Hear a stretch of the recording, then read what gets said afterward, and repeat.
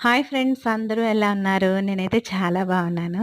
ఈరోజు snacks prepare చేస్తున్నాను. ఏంటా స్పెషల్ అనుకుంటున్నారా? అదేం లేదండి. పిల్లలకి ఇంట్లోనే స్నాక్స్ ఎప్పటికప్పుడే నేను ప్రిపేర్ చేస్తాను.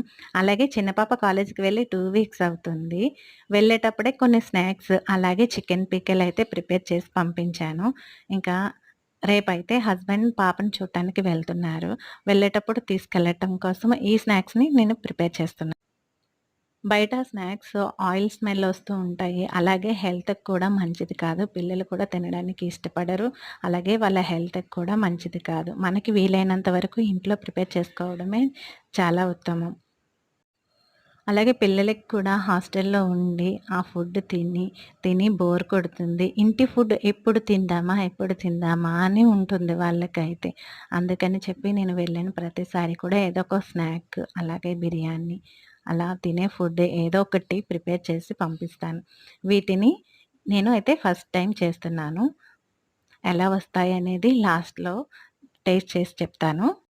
వీటిని మీ సైడ్ ఏమని పిలుస్తారో కామెంట్ చేయండి. మా అనకాపల్లి సైడ్ అయితే వీటిని సెంపెంగ పూలు అని పిలుస్తాము. వీటిలో స్వీట్ చేసుకోవచ్చు. అలాగే హాట్ కూడా చేసుకోవచ్చు. నేనైతే ఇప్పుడు స్వీటే చేస్తున్నాను. హాట్ నెక్స్ట్ టైమ్ ట్రై చేస్తాను. ఇవి నాకు పాకం పర్ఫెక్ట్‌గా కుదిరింది. అలాగే పూలు కూడా చాలా పర్ఫెక్ట్‌గా, క్రిస్పీగా చాలా బాగా అయితే వచ్చాయి. టేస్ట్ కూడా చాలా బాగున్నాయి. ఫస్ట్ టైమ్ చేసినా కూడా చాలా బాగా కుదిరాయి. ఏంటో ఈ మధ్య నేను చేసే ప్రతి వంట కూడా ఫస్ట్ టైమ్ చేసినా కూడా నాకు ఎంతో బాగా అయితే వస్తుంది. ఇంకా ఫైనల్‌గా ఇవైతే అయిపోయాయి.